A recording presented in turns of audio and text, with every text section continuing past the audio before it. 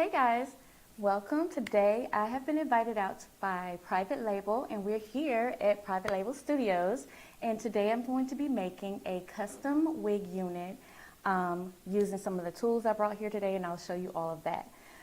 My name is Traci Burton, Traciburton.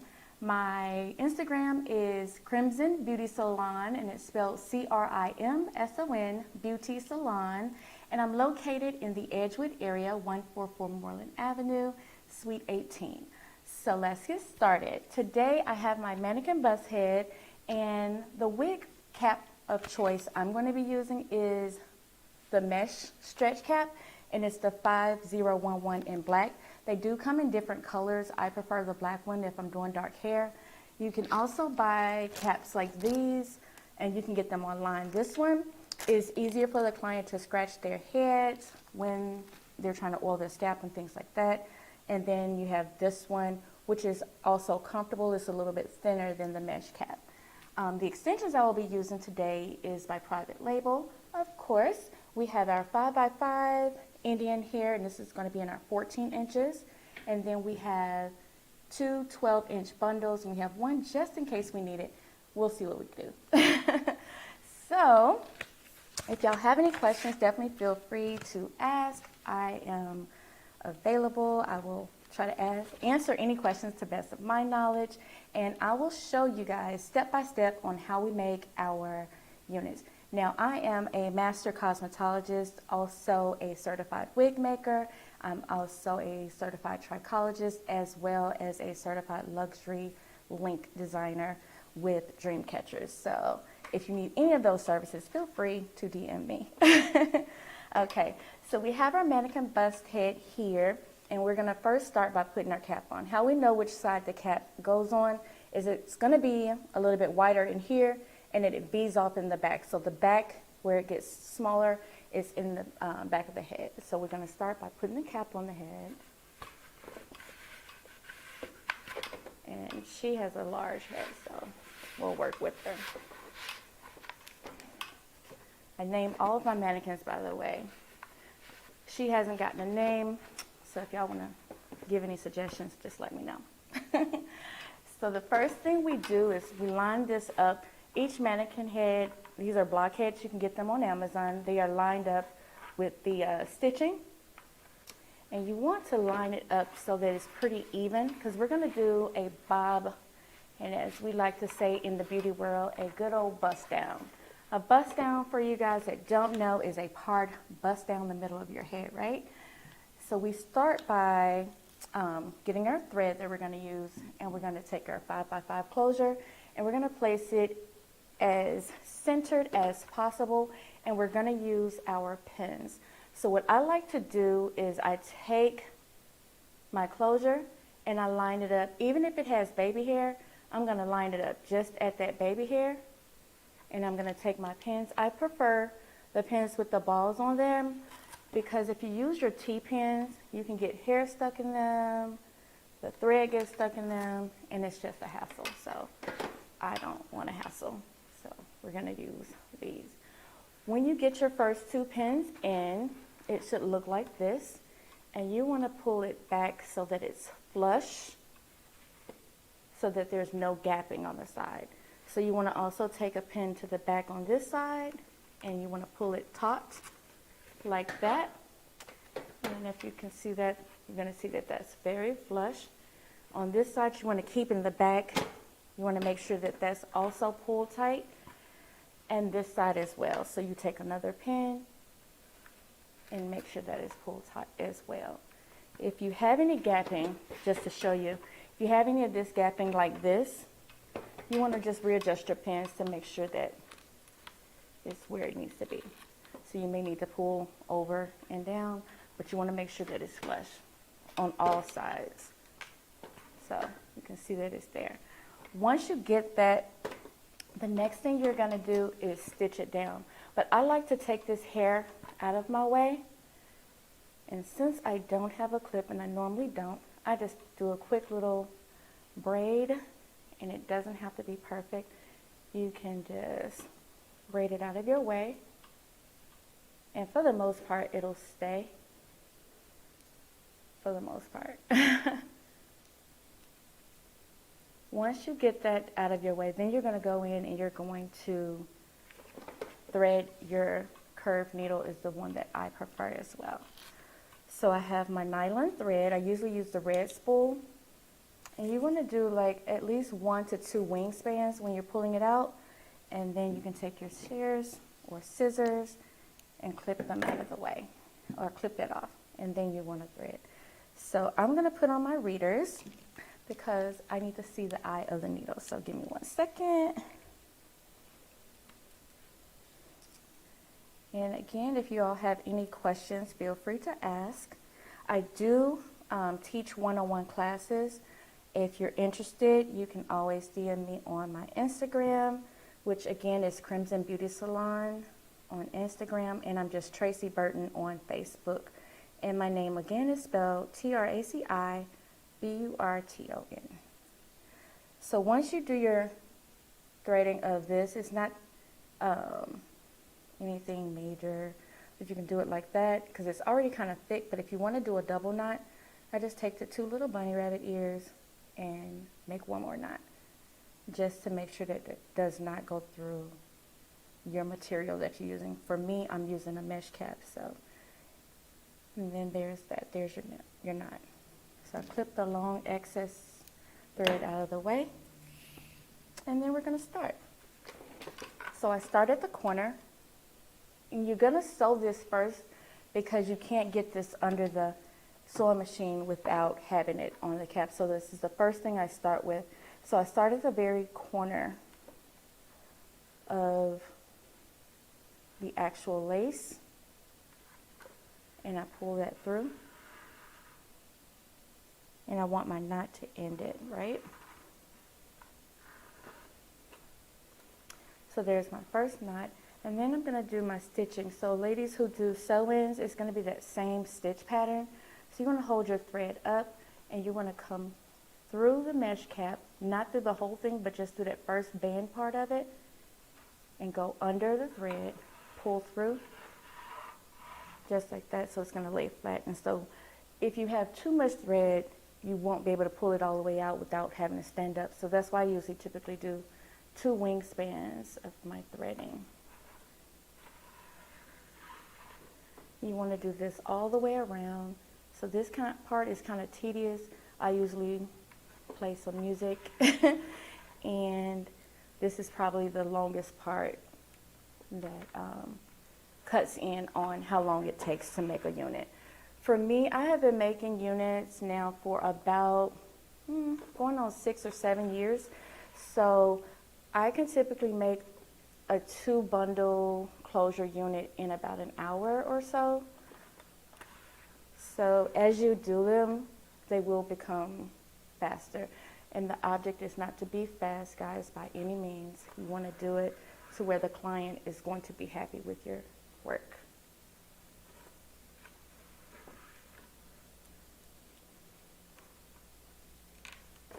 So we've just finished up on one side, and now we're going to go to the back.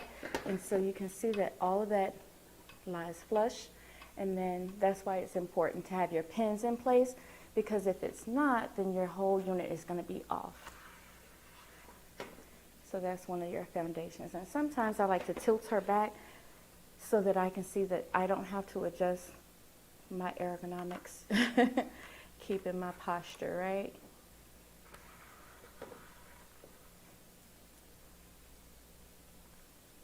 And so still you're going to go all around the entire U of this closure. And you would do this also, guys, if you have a frontal. Frontals can be a little bit more tricky because you have different shapes of heads on a client, and sometimes they want that lace to lay on their face, or so they can have those baby hairs, and so it's just a little bit different. So it's another technique that you'd have to use to get that back to lay flat. But I prefer closures all day.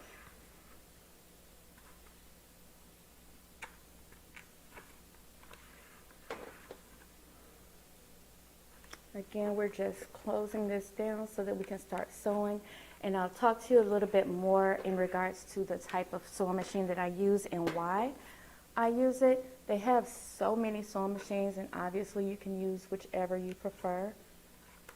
I just prefer the one that I was trained on, so I've been using it ever since, and she has not led me astray. So now, guys, we're just on that last side, and we're going to finish up by doing the same stitch by taking the thread over. We're going to loop under, and we're going to go right into the mesh, going up and pulling that through.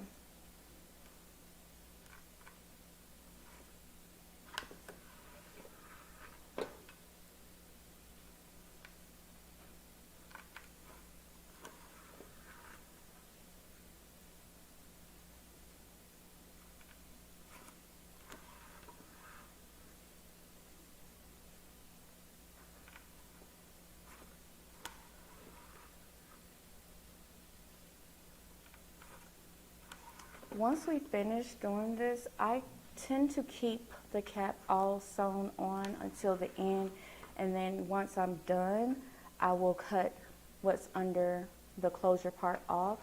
I keep it on just in case anything goes wrong and I may need to use a different cap, or maybe a client called and said, you know, instead of black, I want it blonde, and I've already started the unit.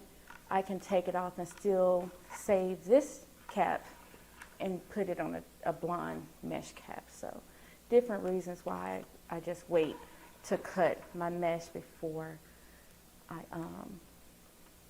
finish my unit. So I cut my dome cap after I'm done with the entire unit. So we're coming up on the last stitch, you guys, and on that last stitch is where I do the knotting. So I take it back at the corner how we did when we just started. And so just to kind of show you guys, I wrap it 1, 2, 3, and then I pull it through, and that's going to lock that in place.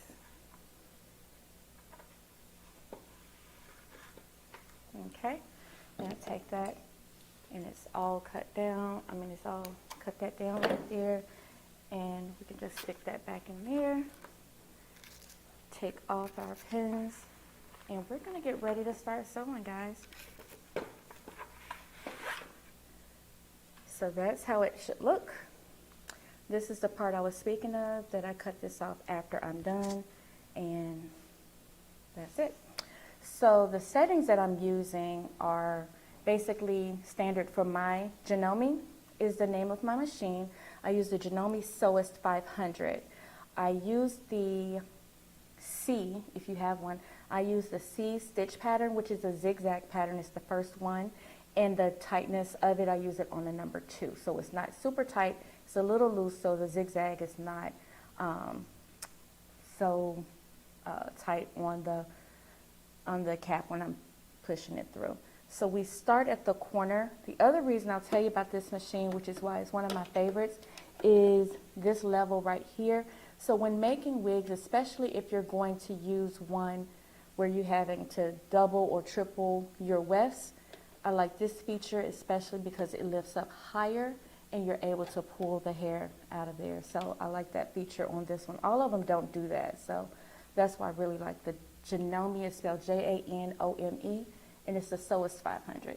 You can find it on Amazon. Amazon has everything. I'm actually addicted. I'm trying to do better for 2023, y'all. So we're gonna start sewing. Right here is where I do a back stitch. So there's a feature on the front of the machine, and you just press that. You're gonna hold your hand here to make sure that that doesn't slide, but you wanna back stitch that a couple of times, just a couple of times, so that you can make sure that it doesn't come off. And then you wanna go along the line where you just hand stitched that. Once you get around to the corner, because we're here now, you want to make sure, I'm just showing it to you this way, you want to make sure that you're in, you lift your level up. I normally don't do that, but for class purposes I'll show you. That way, if your needle is in, you can easily turn it so that you can go around.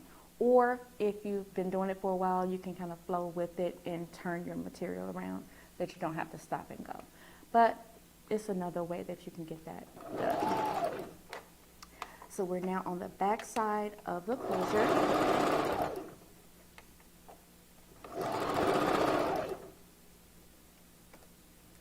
And you want to stop. You don't want to always go so fast because sometimes the hair gets under the foot of the sewing machine, and you don't want that to happen. So you want to make sure that you stop, move the hair as you need to, and keep going.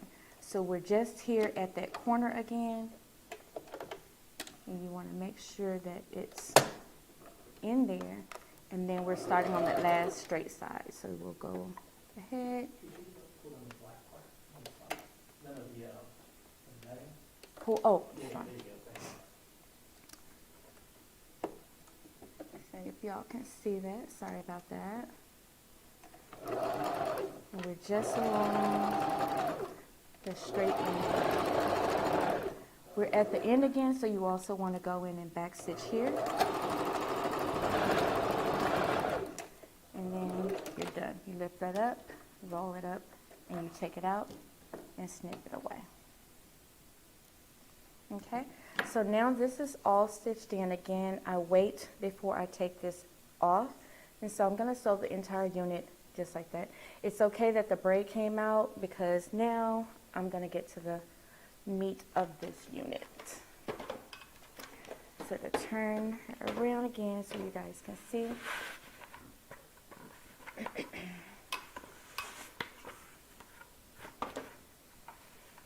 We're going to adjust that. So this is how that will look. So that's going to lay flat once we take that out because obviously it's mesh material, so it has some some give in there.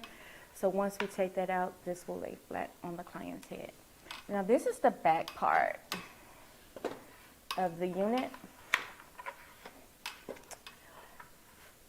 A lot of people will take a piece of chalk and do their outline and determine where they're wanting to start their pattern, and this is basically building a pattern. I personally don't use chalk. I used to, but I don't anymore because sometimes it slows me up, and sometimes if I'm doing a unit where I'm going to have multiple bundles in there, that's just going to throw my whole design off. So I typically go in and I look at it by sight, and also you want to make sure you have a seam ripper when you're doing this as well, because sometimes if you get anything that's off or need to be adjusted, you can take your seam ripper and bust the seams of the thread and readjust. I also like to keep extra bobbins around just in case you run out as you're making them. You can pick it up and keep going as opposed to rethreading your bobbin. Just to talk to you a little bit before we get into the sewing of the machine, your machine comes with your spool thread, which feeds the top, and then your bobbin threading, which feeds the bottom. So when you're sewing it, it's going to sandwich the actual material that you're putting together. Each machine is different, but you will always have a spool and you will always have a bobbin. So we will go ahead and get started. Again, I don't necessarily start mine right here, but I will kind of walk you guys through to show you all where I'm going to stitch. And we're going to do 2 and 1. This closure is a 14-inch, and the reason why we're doing a 14-inch closure and 12-inch bundles is because as you get to the top of the head, the hair typically is a little bit shorter, so by the time we get done, it'll all match. It'll work out, trust me. Okay, so let's get started with that. I have already pre-cut my bundles, not pre-cut, I cut them off of the binding that they were on, so they're already loosened out, so we don't have to do that. And I'm going to start, I don't cut it until I'm done. So I start with the bundles already attached. I don't measure, cut, and then sew, because sometimes when you do that, unless you have a client, let's just say you had a client that brought their old hair in and they want to reuse it, or you may need to recap a unit, you can do that. But when doing a fresh one, I leave it on until I'm done. Another thing is, as you're doing that, you can do, when you have clients, These caps tend to wear out, but they will wear really good. Like I have a client who's been wearing the same unit for maybe about 5 years now. Of course she has more, but the first one that I made her, she still talks about it. She names all of her units, and her first one that I ever made her is her favorite one. So Allison, if you're watching, hey girl, hey. So you want to just go straight along. So I typically start with basically the nape of the neck. So when I say I eyeball it, by me being a cosmetologist as well, and I also do sew-ins, I pretty much stitch my units the way that I would stitch a sew-in. So I start at the nape and I go from there. Obviously this is going to be from right to left, but when I'm sewing I do left to right. It's preference, guys, whichever you prefer, but this is my class and I'm teaching you so. No, I'm just kidding. So here we go.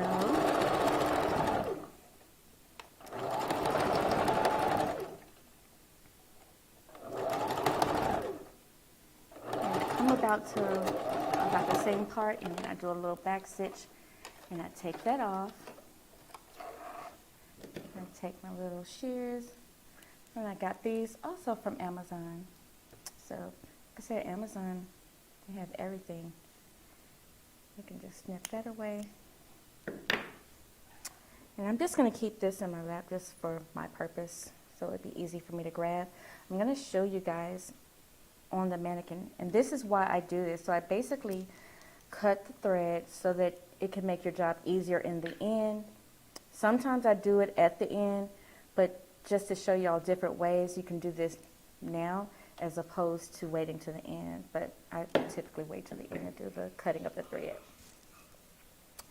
So we always, once we make one stitch, come back to the blockhead and put it on the mannequin. I'll tell you why. The reason why you want to do that, and make sure that you do that, even though you could have been making wigs for the past 10 years, it doesn't matter. This is going to be your telltale sign whether or not your unit is going to lay flat. Sometimes if you push the hair through the machine, it can cause it to bunch up and you'll have a rippling effect, and you would definitely need your seam ripper to redo that, because you don't want to, the last thing you want to do is to be selling one of these units, guys, and the client gets it and it's lumpy. So no one wants a lumpy unit. So you always want to make sure you put it back on the head after each stitch.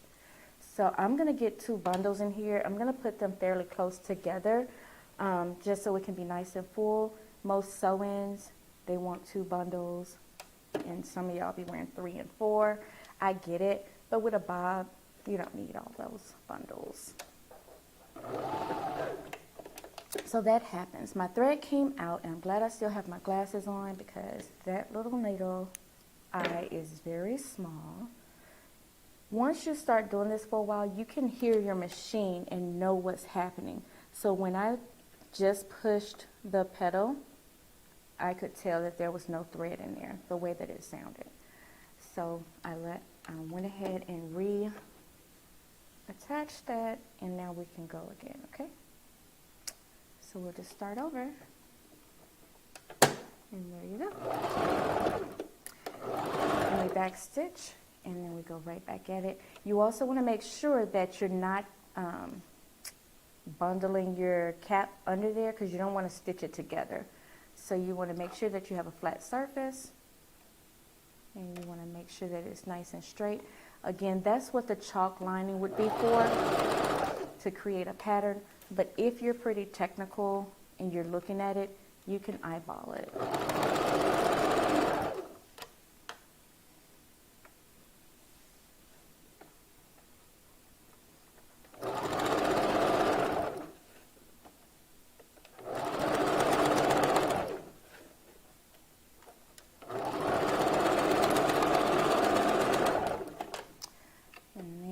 Sure that your needle is always up. Remove it and snip it away. I like my heavier shears when cutting the wefts, because the little ones, I could damage them, so I don't want to do that. So we'll be using my heavy shears for that. So we're on our second track. And remember, we are always going to put it back on the blockhead just to make sure that we have a nice flat surface. Okay.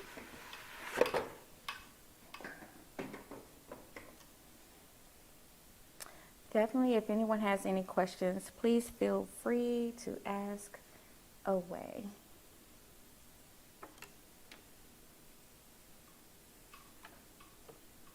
So I start again.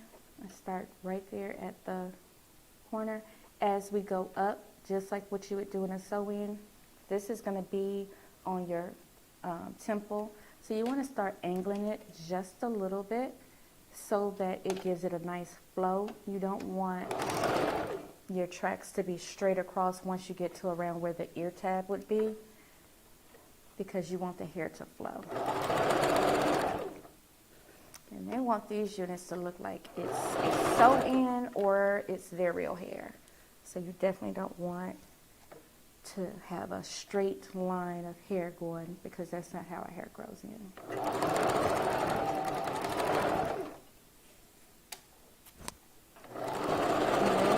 And once you get to the side, you're going to slightly curve it up as well.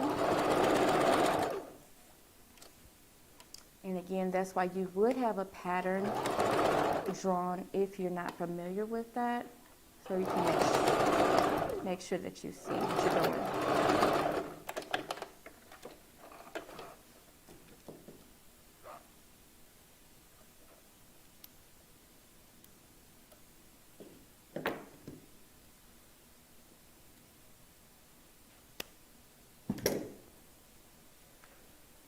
Okay, we're on track number 3. We're getting through it. Again, we're coming back over to the mannequin head. We're going to put that on to make sure that there is no lumps or bumps.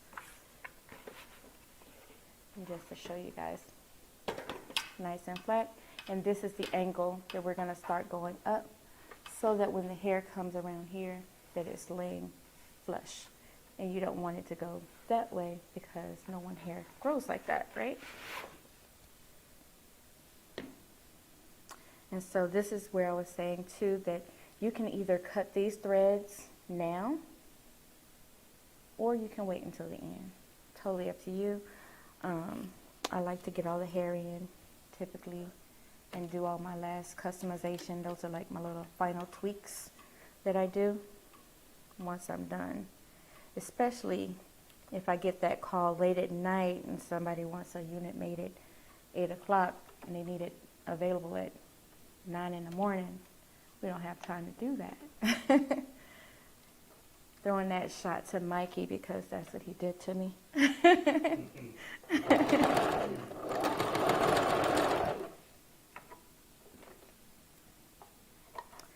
just keep going.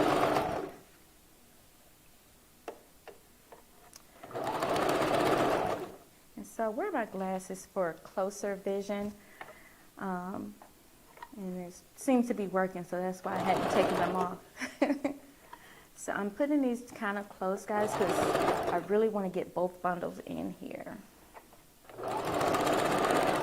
Like I said, if I were to draw a line on there, it's not going to allow me to get both bundles, because it's a lot of hair on one whip. So you see I got plenty to go, but if I put them closer, I can kind of get at least 1.5 in there. The shorter the width, the more hair is on that bundle.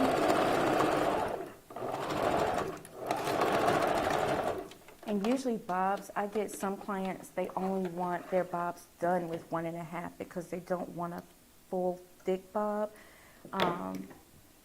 They want to be able to just swing it. And like I said, we're doing a bust down, so it doesn't have to be super heavy.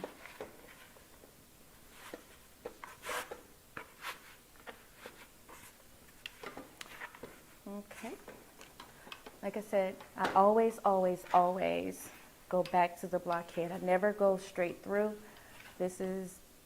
We're right at the occipital bone of the head, which it would be on the client. And who does not know what an occipital bone is where the curve of the head is in layman's terms, is where the head starts to curve. And so that's that bone.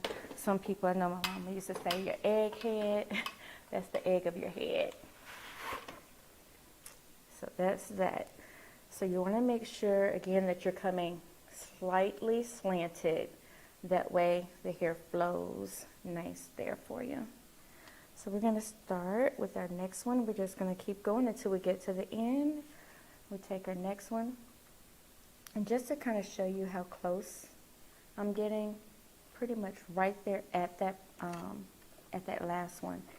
And that's my pattern, how I just kind of keep it up.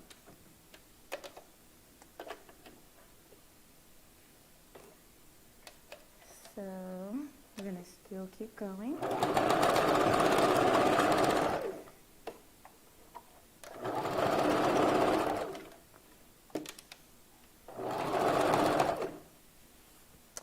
As I stitch, I want to make sure that my material is also nice and straight.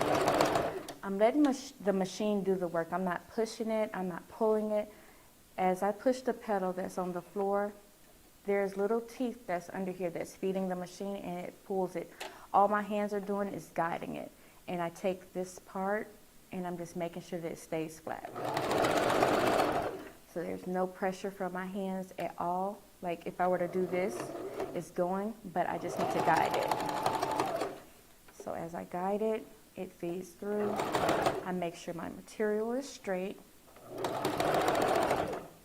and that I still have this slight slant. Do my back stitching, lift up the lever, open it, and then we're done.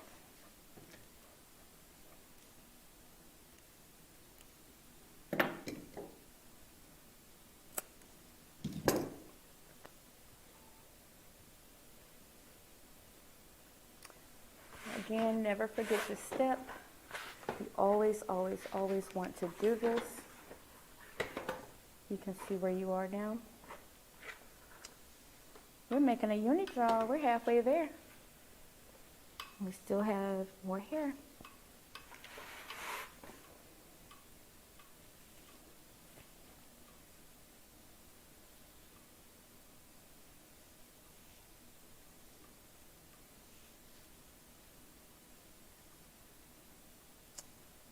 And if you guys sew, like make clothes or handbags or anything like that, this is a good little side hustle. Like you could literally make some money sewing wigs if you're already sewing.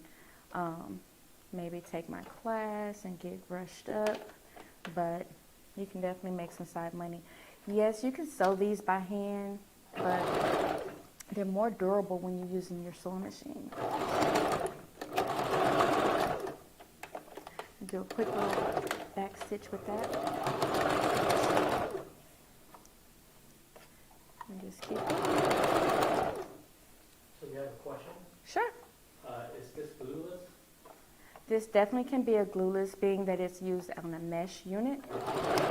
I have plenty of clients that only get this particular cap because they can just take it on and off.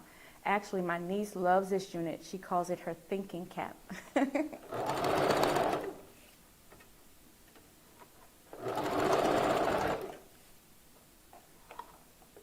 question.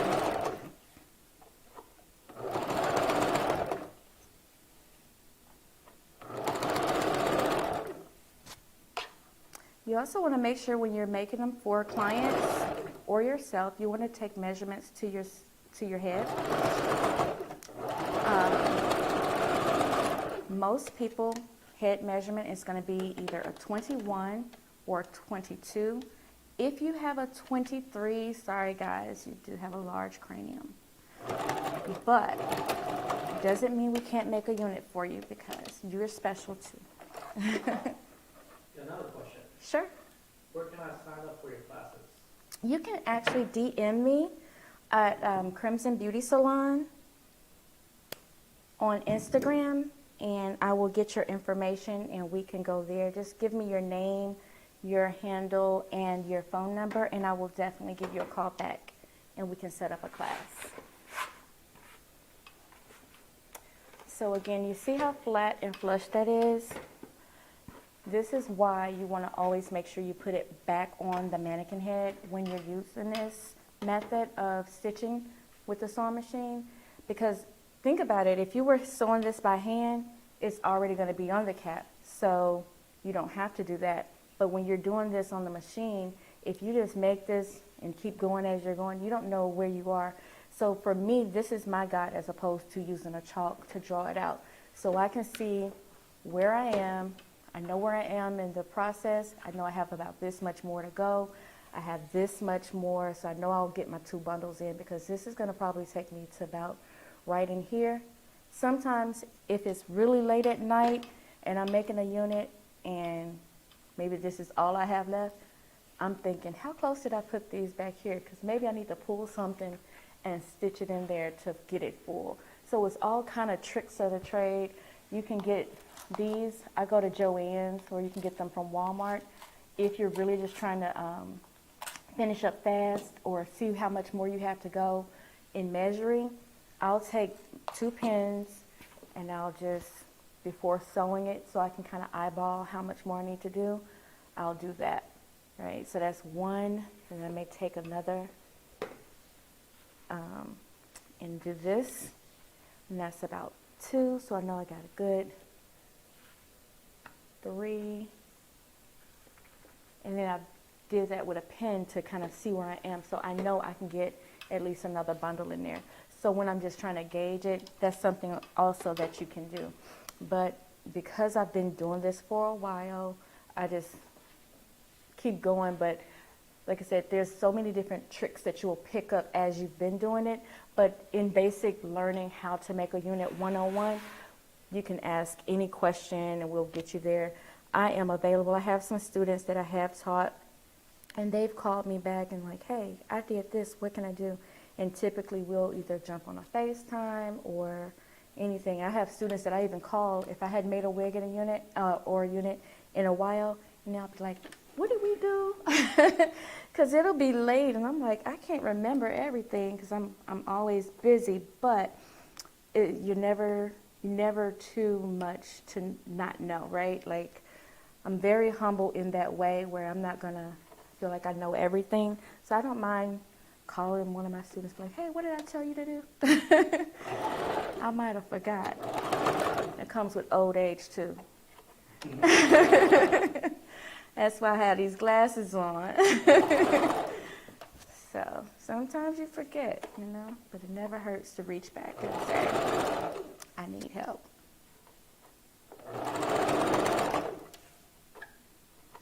Also, if you ever, like I said, run out of your threading, I try to keep thread, especially if Joann's have a sale, I'm there. They recently just had a sale on their thread where they were buy 5, get 1 free. I want all 5, give me my 6. So they have different specials. That's typically where I get my thread from, Joann's.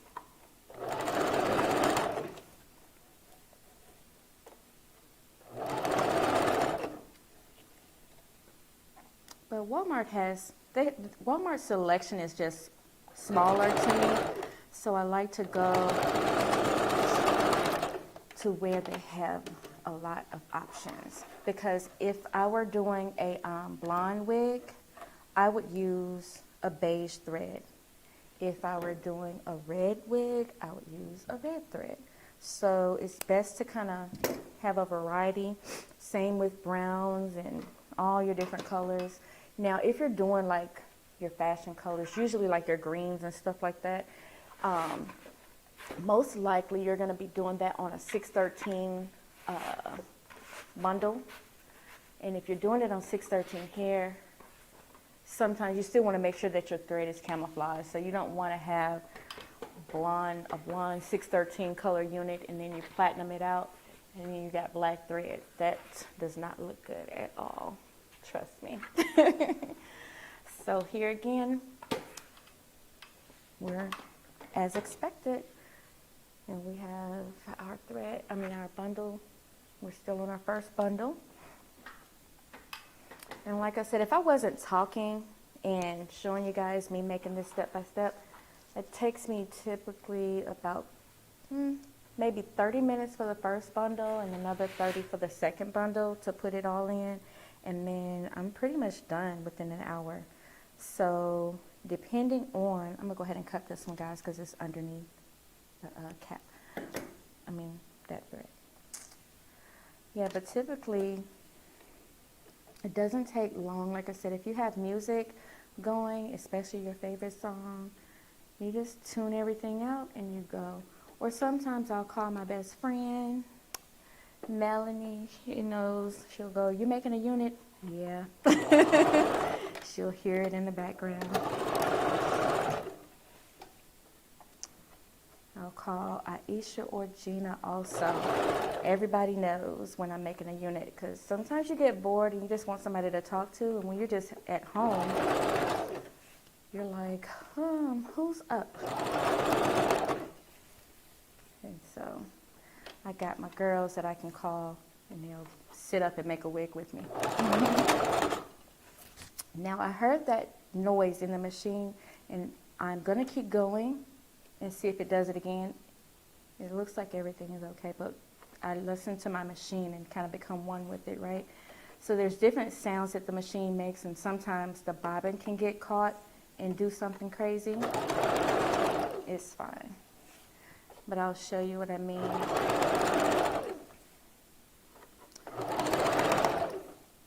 But you always want to listen to your machine, because it will tell you something is going wrong.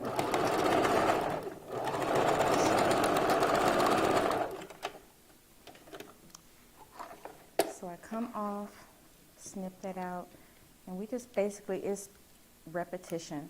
Once you kind of start doing it, you'll understand what I mean by. So here we are, just going to show you. See, even without drawing lines, you can still kind of get it nice and straight up under there.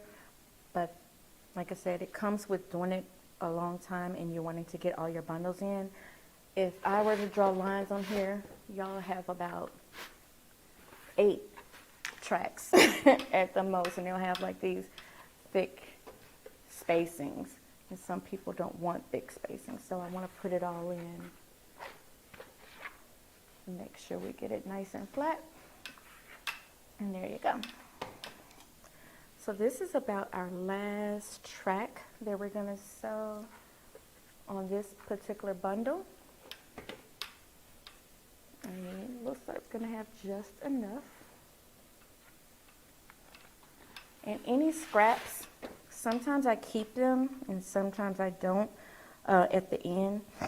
Once you keep them, you'll find, like if you're doing clients, they keep coming back. If it's a lot of hair, let's just say they gave me 3 bundles in this, I'm not keeping their hair. It's not ethical. You shouldn't do it either. If a client gave you 3 bundles and you only put 2 in, and you tell them, yeah, girl, all your bundles in there and you keeping this so you can make some more money, that is very, very unethical. I would never do that. Because what's going to happen is your clients are going to come back. And when they come back, you're going to make that money anyway. So it's always best to give that client any unused hair. But if it's a scrap, I mean, if they want it, I'll give it to them. But if they're coming back with that same hair for another wig and I need just a little piece to fill a corner, I can say, oh, there's Diane's hair. I'll just reuse it. She uses the same texture every time. But I need a little bitty piece to fill, so then I use it for those purposes, but not a full bundle.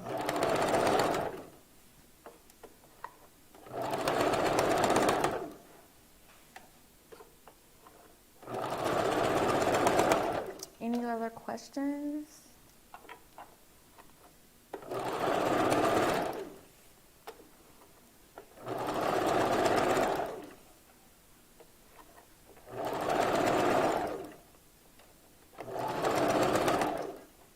Just keep going up and around, and so as you can see, I don't know if you guys can see it there, but it comes to the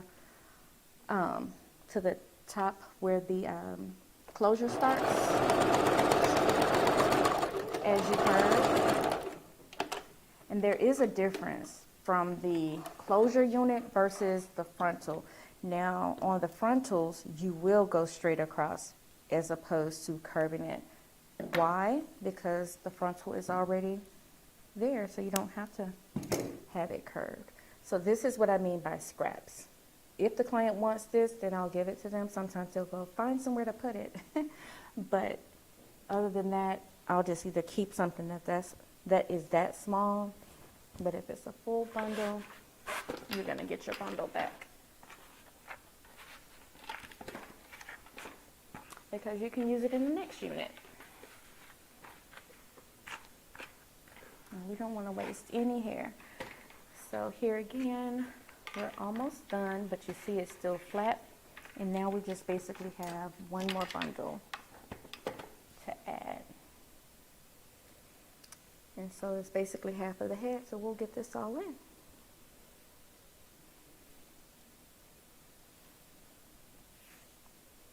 So I typically start with the end. If the end, sometimes it can come where it's like bent or curved, or maybe it has like the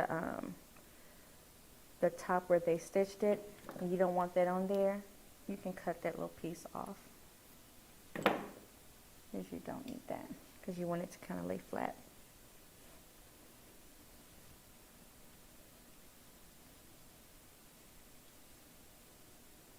So I'm just lining it up because we're almost coming to the top where it's by the closure, and I'll show you what we do in that instance. So we line it just at this corner.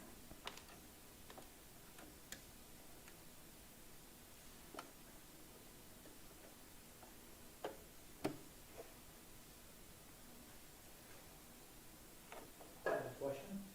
Okay. At what point do you double your weft?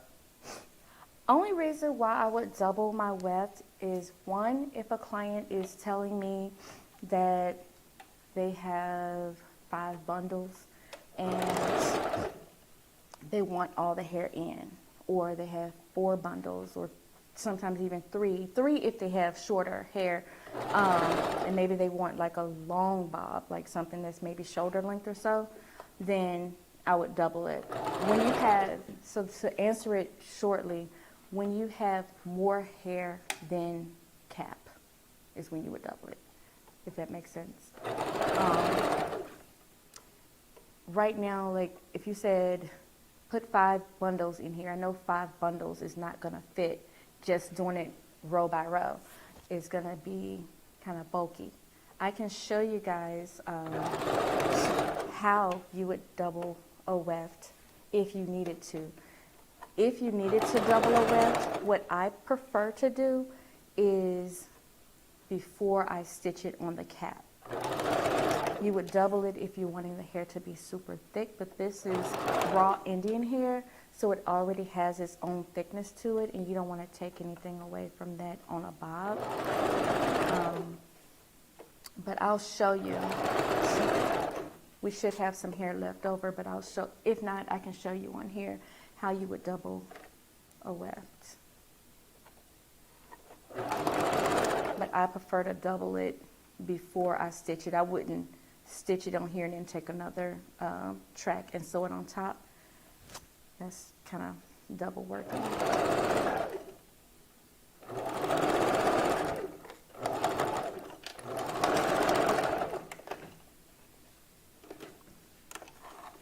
And because it's short, I'll show you real quick before I finish the wig. I'm going to put this one on so that I can feel like her question is being answered. Thank you for the question. I'll show you right now.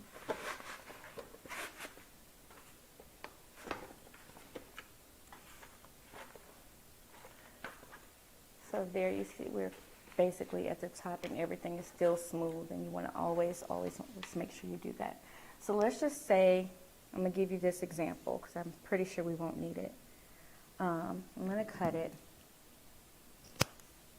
right? Let's just say this was 2 long tracks. I would take it and I would lay it on top.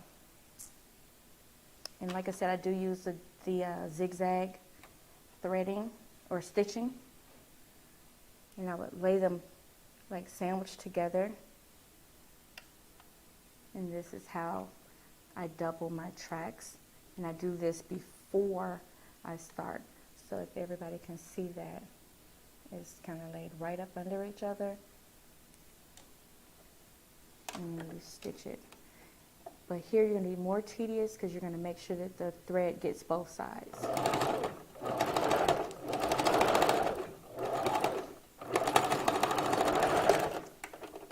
And here is a double track.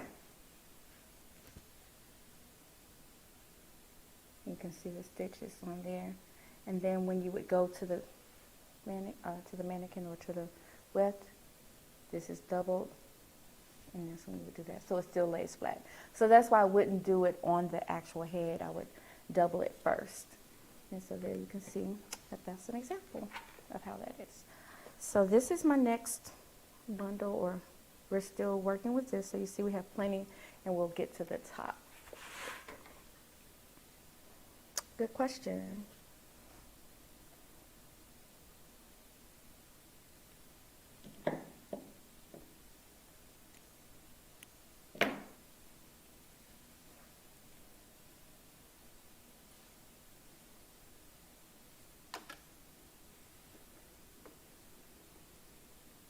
Another question. Mm-hmm.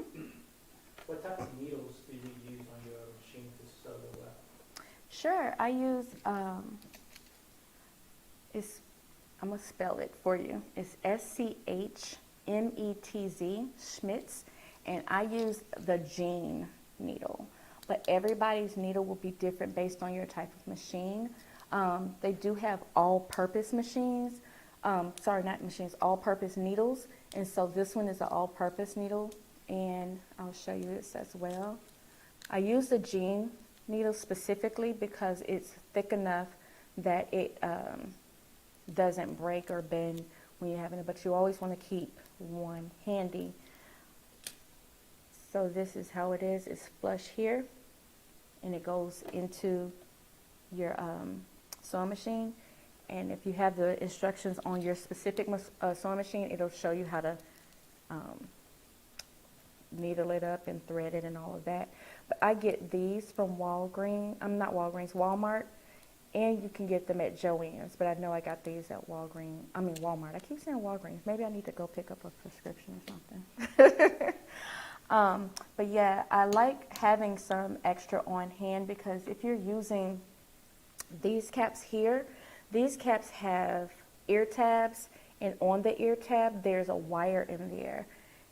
You can sew on the wire, but sometimes it will pop the needle, and I have had that happen. And luckily, I had some extra needles available. So you can see it comes with 1, 2, 3, 4, 5. So it comes with 5. So I have 2 left, so you see I use them. You can change them out, but because they get dull just like your regular sewing needles will. But I've had this needle in for a while. I try to get all the bang for my buck. Seriously. Like, until it's broken, I'm going to keep using it. So up here, I'm right at the top next to the closure. And I stitch it, not necessarily on it, but right at it. And that's when I start to stitch and start sewing there and do my back stitch. You want to back stitch just for the extra security of the weft and the mesh cap.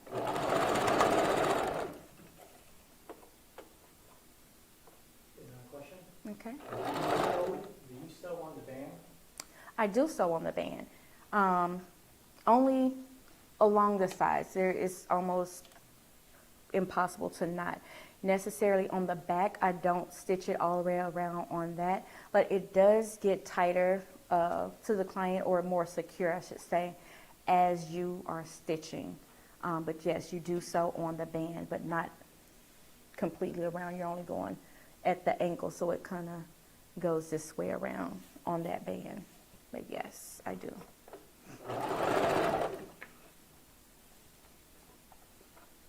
Another question. Mm-hmm. Do you use A who? Weaving thread. No, I actually used, you mean for, which one specify? Are you speaking of for the machine or for stitching on the closure? Then we have another question. Mm-hmm. Does it matter what brand of machine you use while wig making? It does not matter which one because they're all going to do the same thing. I prefer Janome because I was trained on Janome. And I was explaining, I don't know where you caught up in the beginning, but this particular machine has this feature, which is your lever that lifts this part is called your foot. It picks this up higher. And so when you have, let's say that 5 bundled unit, or let's just say this textured hair was the Afro kinky hair, all this is going to be filled with hair. And trying to pull it out, this is all the space you have.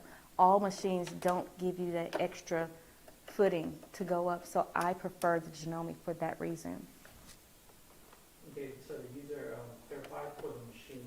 For the machine, no. So this thread, I can tell you, it's your dual duty all-purpose thread at Joann's. So that's the one I use. And I love it because I have not had any issues. Usually when I find something that works, I just stay with it. But, I mean, feel free to use what you like. I have tried coat thread before. It's so thick, I didn't care for it. And when I say thick, it's hard to get it into the needle that's for your sewing machine. So I like the dual duty all-purpose thread.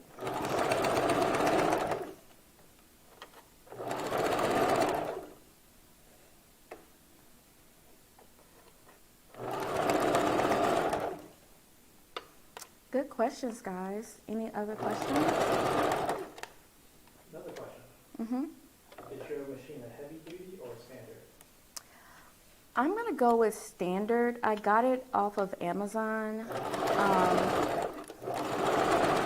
And I've had this machine at least 6 years, and I've gotten it serviced once. And there's a location here in Atlanta. It's called A1, I think it's A1 Sewing. It's in Tucker, if I'm not mistaken. It's in the shopping center over by North Lake Mall. I think that's where it is, where Jason's Deli is, if y'all are familiar. It's it's hardly nothing in that shopping center either. I know there's like a school box over there. I think it's a place to join the Marines if you want. But it's over there. That's where I get my machine service. You always want to get your machine service. I'm definitely due for it. And what I mean by service is in your bobbin area, in the casing of this, is good.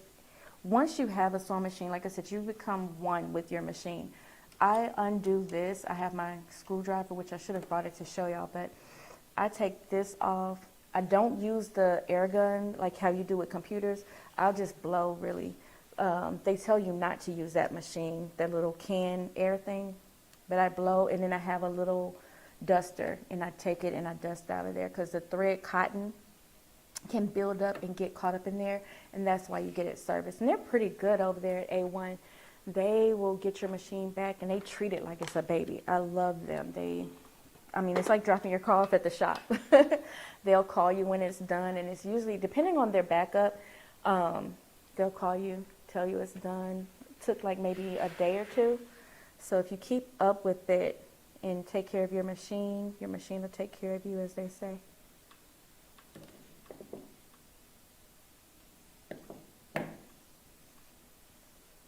So you probably should get it serviced at least once a year or as needed. And service just to tell them, hey, I need to get it clean. I haven't had it clean in a while. I can't remember, guys, how much it cost. I think at the time I didn't care because I needed my machine.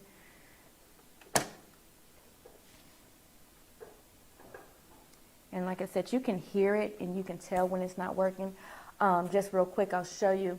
sometimes you can hear when this comes loose, because if you're sewing back to back, in threading this, it's, you know, everybody's threading is different, but when threading this can come off of this hook and it will not catch, so it's not going through. And so you could be sewing and then you'll notice, hey, why the top part isn't doing anything?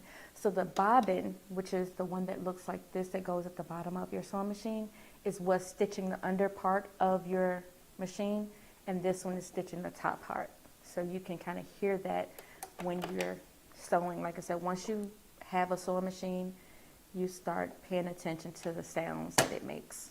I know it sounded crazy when I first heard the person telling me. I was like, what? But makes sense now.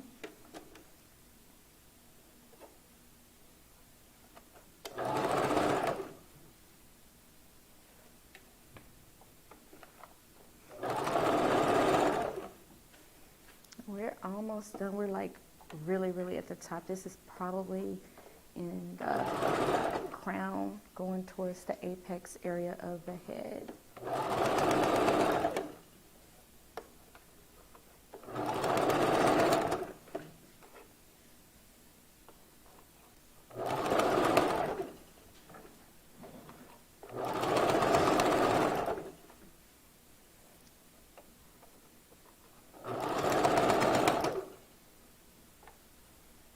And see how it can get, you know, bunchy up in there. So you want to just make sure that you're keeping a flat surface.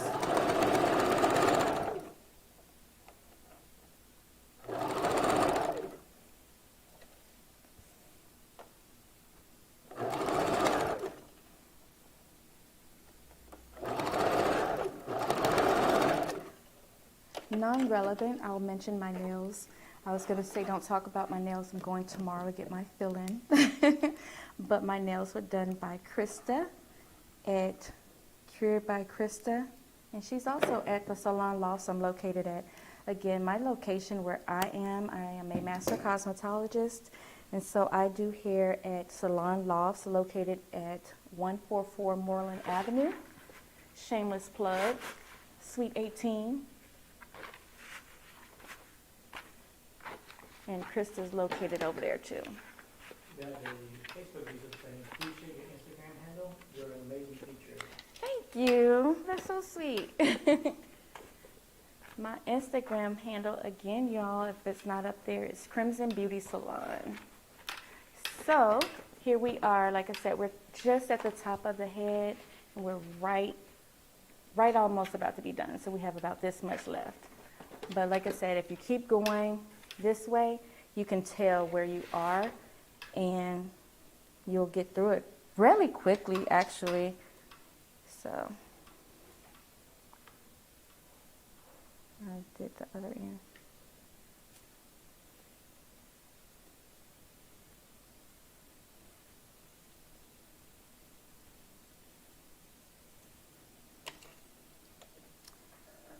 One of my things I love to do is learn. So I'm always a student, period. I'm a student in life.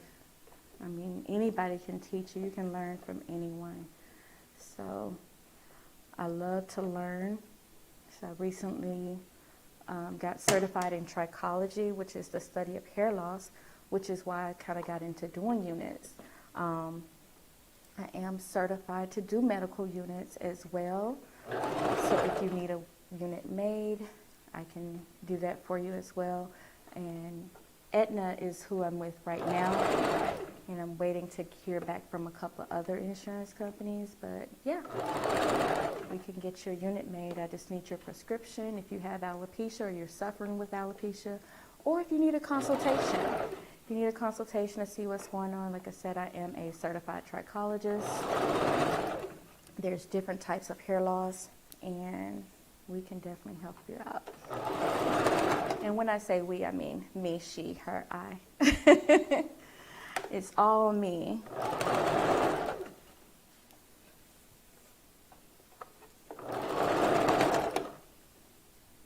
I am a member of Delta Sigma Theta sorority. I have one of my line sisters that tells me, she calls me Traymar, because I always say she. So that's Cheryl. Cheryl calls me Traymar. But I'm just Traci.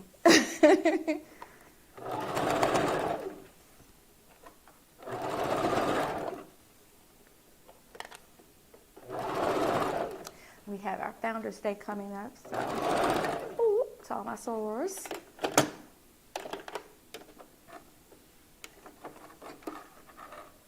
And I think today is the men of Phi Beta Sigma, so happy Founders Day to you guys, if you're watching.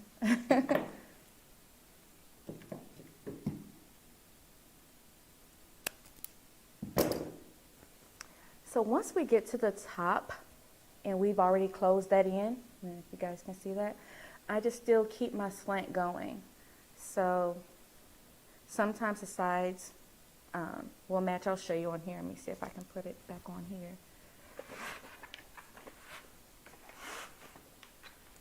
See, we're almost closed up, so, but I'll show you. Another comment? Sure. I love this. Teach us your ways. Absolutely. Inbox me and we will talk about classes. If you want to do a 101, I am happy to do that for you.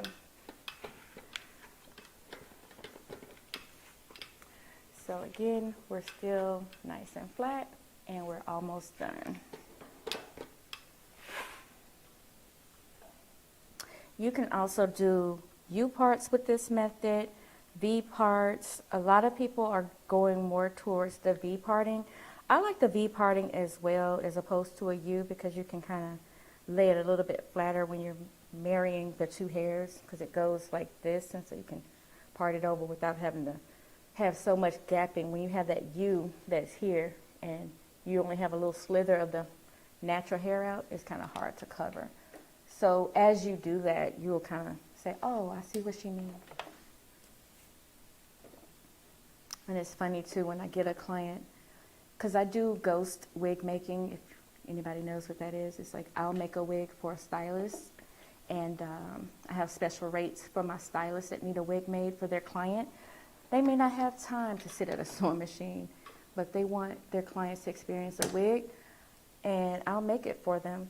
And so ghost wig making is, like I said, something else that I do, and that's another way to make some money. It doesn't cost as much for the stylist. So if you're a stylist and you're interested in hiring me to be your ghost wig maker, I am available.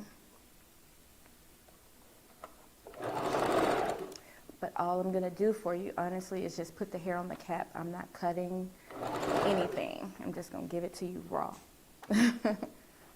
So be ready. I won't color it. I just hair on the cap and I give it to you. So if you are out there looking and you're looking for like a side hustle or something to, you know, supplement your income, solicit ghost wig maker. There's some stylists out there that they usually, it's so funny, I have some stylist friends, of course, and I'm thinking they're doing it for their clients. I'm like, no, that's for me. So they can rack up on their units. I still charge them the same thing. But if I'm styling it for you, then the price is definitely different. And like I said, we're getting closer to the top. And this is usually where I'm like, oh, we're at the finish line.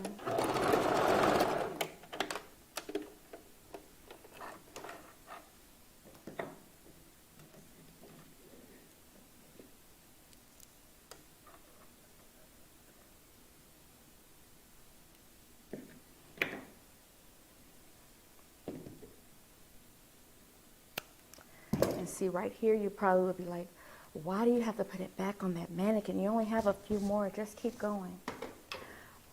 I feel that way, especially at 2 o'clock in the morning, but it's not worth it. It is not worth it. I have done that before, and every time there's a ripple somewhere, and I'm like, oh man, I should have just took the extra few minutes. And see, even still, you still get the flat effect. So you want to make sure you do it. because maybe that one's flat, but what if I came behind it and thinking I had enough room and I tried to do it without putting it back on the block and it ripples, then that's that part that you have to spend time to take this seam ripper. You'll need glasses after a while. Maybe that's probably why I need glasses, for seeing things up close, because it does get very tedious trying to find this black thread on this black cap. So just do the right thing. It'll save you in the long run.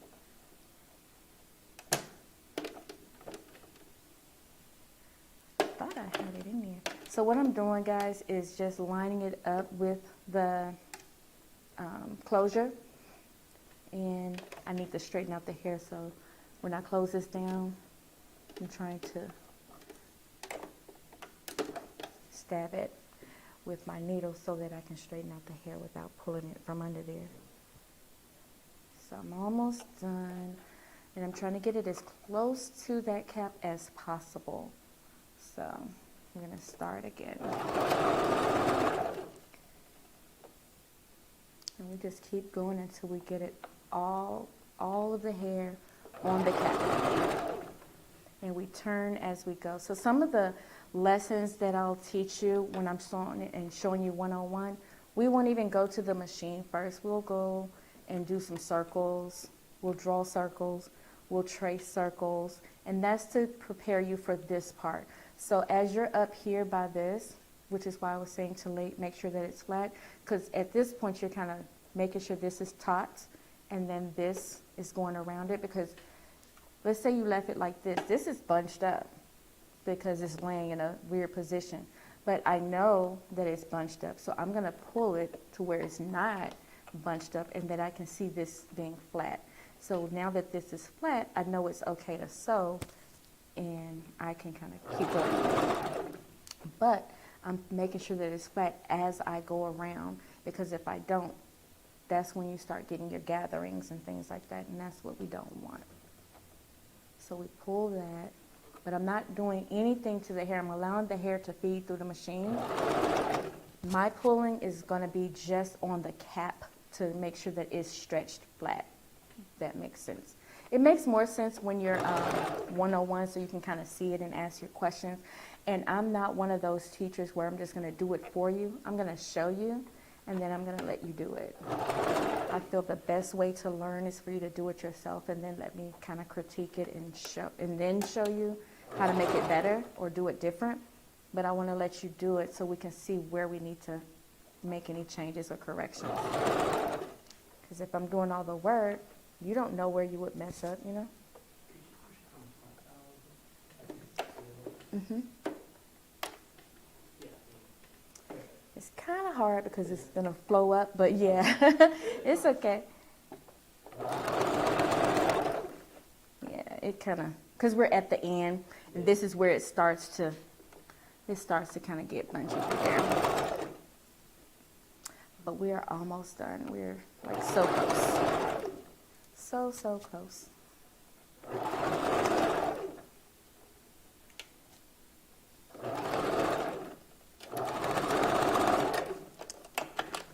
If you are an alopecia client and you have been summoned that you have to wear a unit, I personally like these over the ones that you can buy in the beauty supply or on Amazon. Granted, they are, you know, more affordable, but when you get something done custom, everybody knows custom usually is better. Think about your custom suits, right? It costs more money, but they last longer.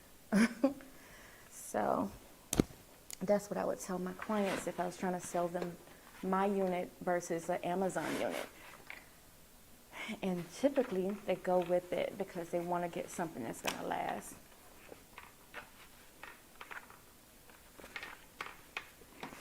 So we're just at the end, and we basically have just a little left to go. And you see it's still nice and flat. And we're going to come in on the end. And y'all see I'm yanking this thing, right? That's how durable this thread is. It's not budging. It's not going to come off.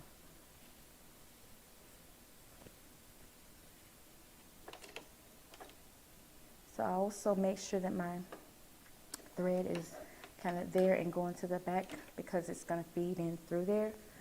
So we just keep going.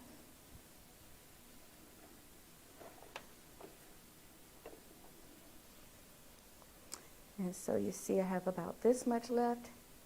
We won't necessarily get it all in, but it's a good bit of it. So if this backs that one question about doubling the tracks and things like that, if this was a bob unit and they wanted, and it's short hair, and they wanted 3 bundles, you would have to definitely double your tracks in order to get all the hair in there. But that's going to be a thick bob. It's going to be real thick.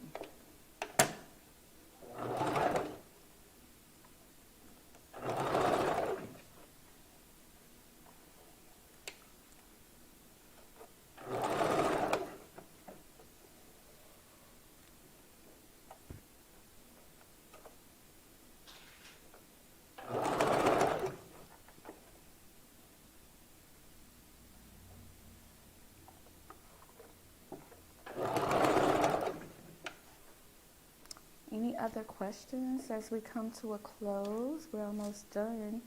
I'll even put it on my head so you guys can kind of see. I don't have a lot of hair. It's short by preference. I like it very low. Because I am a cosmetologist, the last thing I want to do is my hair, so I'll cut it off. It keeps me sane. Then I can do y'all's hair.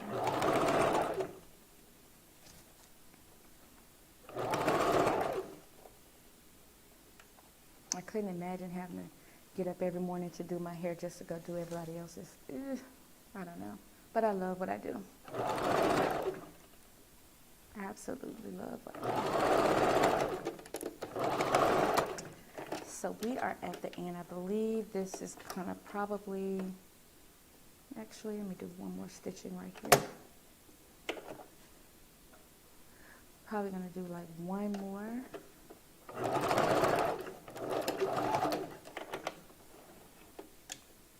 And so like I was telling you guys before how this lever makes a lot of sense, right? So I can't pull it out this way or this way. If I were to try to pull this way, my foot is going to come off, and it still might, but what I like about this is that I can push this up and then it comes off easier. You see that? So Janome Sewist 500 rocks for that purpose.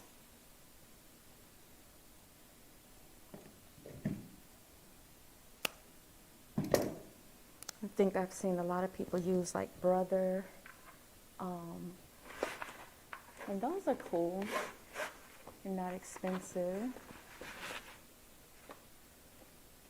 I think this machine was about $5 something on Amazon, and it came fairly quick as well, if I can remember, because it was years ago.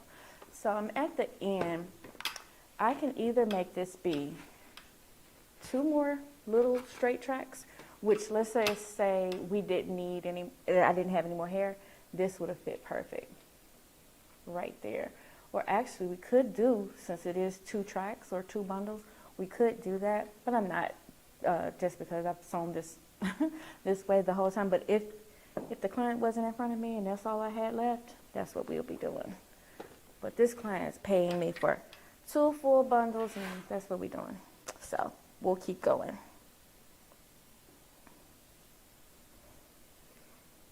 So we'll take that, and we don't have to start around there again because we've already done that. And so we're going to just pick up where there's the gap. And the gap I mean by where there's still mesh there.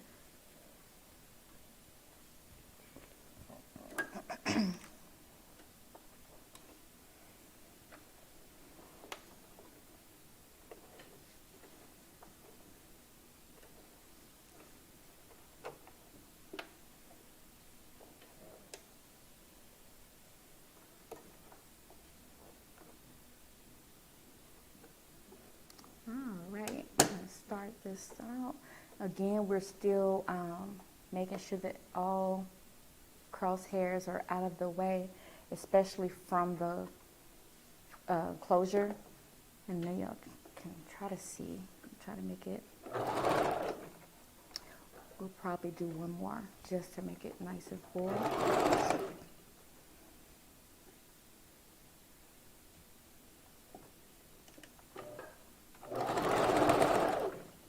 And thank you guys for tuning in. I mean, this was a little journey that y'all took with me. The life of Traci of making units. I appreciate the questions that you guys have been asking. I really enjoyed this. So thanks to Mikey in Dallas for inviting me today. This has been fun. I've always said, I'm going to make a YouTube. I'm going to make a YouTube. And I never do. And so I was like, well, first I'm going to get my braces and then I'll make a YouTube. Got the braces. Didn't make the YouTube. Maybe I'll start. What y'all think? So we have a good one more track that we're going to add in here. And that's going to be to close this baby off, if you can see right there. So I'm going to slap her back on, even though someone can say, but you just have one more. Just do it. Nope. We put it on every time. Every time. And you also want to use your hands. So sometimes it may look like it's bunchy, but if you feel it is nice and flat. It is nice and flat. And everybody wants a flat unit. Even if you have braids, you don't want to feel lumps. You can tell braids and you can tell lumps in your cap. And it's not fun. And the funny part is like people who have smaller heads, the smaller heads is very hard to get them in.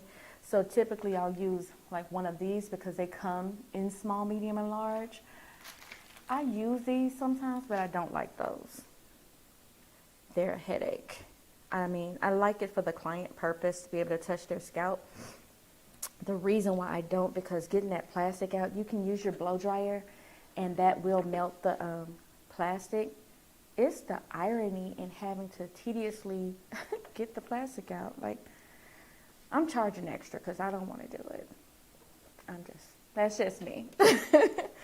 Anything I don't want to do, you got to pay for it. I'm sorry. Not sorry. I don't know. What about you, Dallas? What? Anything you don't want to do, charge extra? I do. Exactly. Absolutely. Exactly. Get your coin. So we're on our very, very last one. It's going to touch that back side of the closure. And you just want to make sure it stays that way. So you want to make sure you have it nice and flat.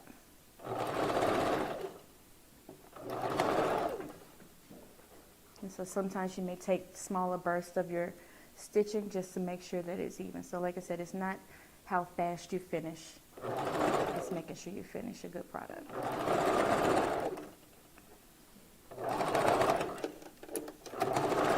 And then you back stitch. And then you're done. So we have basically completed this look. And it's so funny, every time, even when I'm at home, I usually snatch this part off because I'm so ready to be done. But I don't feel like this took us all day, so. And my foot always comes off. At the end, it showed you that. And then how to put it back on, you just kind of slide it through. There is another foot that you can buy an adapter, which is stronger. I don't use that one because I felt like it just kept coming off.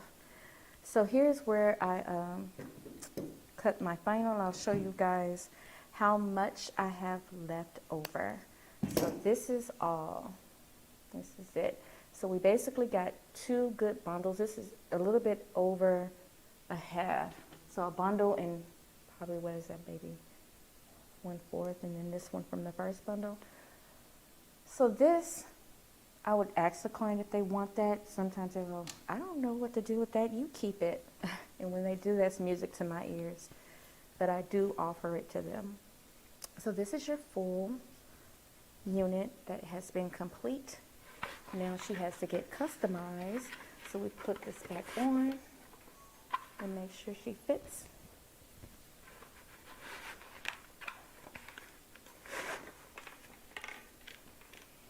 And she does. And you would just mold it to do whatever style you want. So the last part is the customization, right? So now, like I said in the beginning, I do this part last. But just to even show y'all, I didn't make not one chalk line mark, but you can still see that it's nice and neat, right? I go back in. I have never had this happen, but I always, and this is why, I always put my hand here. And when I mean never had it happen, I never have cut the net or the mesh of the closure, because I try to cut on top of my finger. So I take my industrial shears or scissors, whichever you want to call them, and I cut along my finger. So my finger is there, and I do this part slow, because the last thing I want to do is pay for a client's closure. Sometimes these closures can be more expensive than the actual bundle. So I'd rather pay for a bundle if I got to replace it than somebody's closure. So if I cut my hand, so be it, but I don't. You're going to cut just along your finger to cut that piece out. If you want to take out the threading part that you sewed by hand, you can. I don't. I leave it. So it's up to you. It's your preference. I've never had anybody ask me to take it out, so I'm not going to just start doing that. It's extra work. And so you see I'm on the last side, and I still use my finger as my guide, and I keep cutting.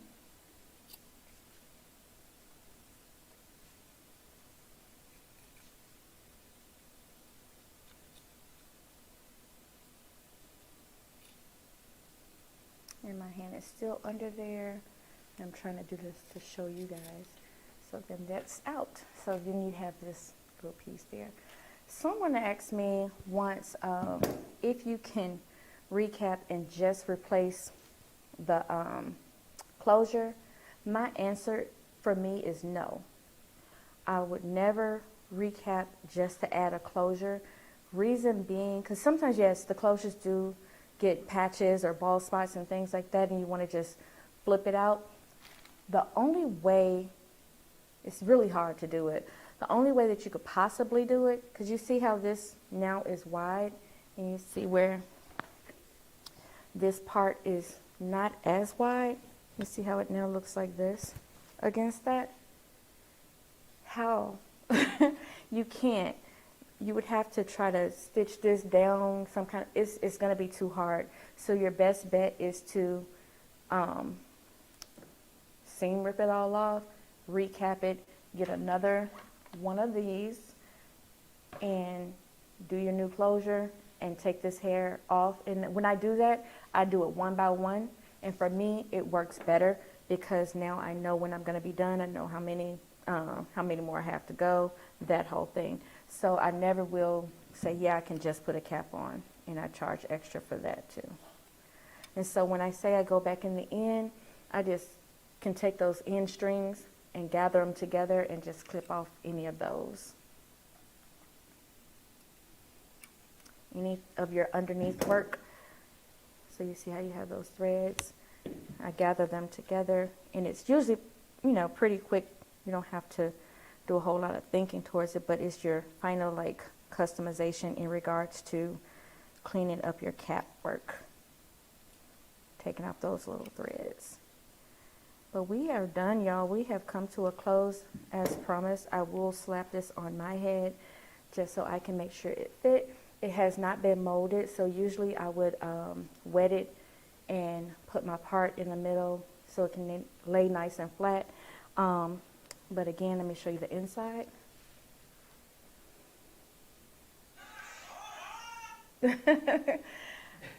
Dallas is back here, y'all. Say hey, Dallas. So that's the inside of the cap, and I will put it on for y'all. I'll take my glasses off. I always start with it in the front like it is a cap. And you can see someone asked, was it glueless? This fits nice and snug. I am a 22. I'm a true medium. And so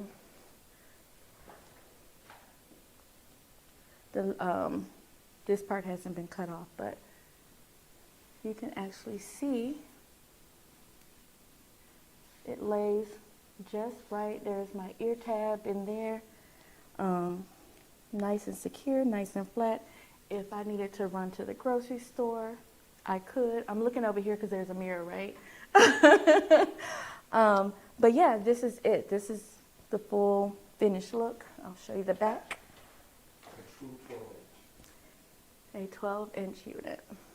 Can y'all see? No, just playing. That's how the girls do with hair. Huh? I ain't had hair in almost, I don't know, it's been years. But if I wanted a unit, I can get some hair, so we have options. So any other questions? I mean, we can actually wear this hair tousled like this if we wanted to. Like I said, we can do a part down the middle. And this is our Indian hair with private label. And it's actually better if it's kind of wet down and dried and molded, that you can get your true bust down. But there she is. What did y'all think? Any questions, comments, concerns? DM me. Let me know, and I'll get those questions answered for you.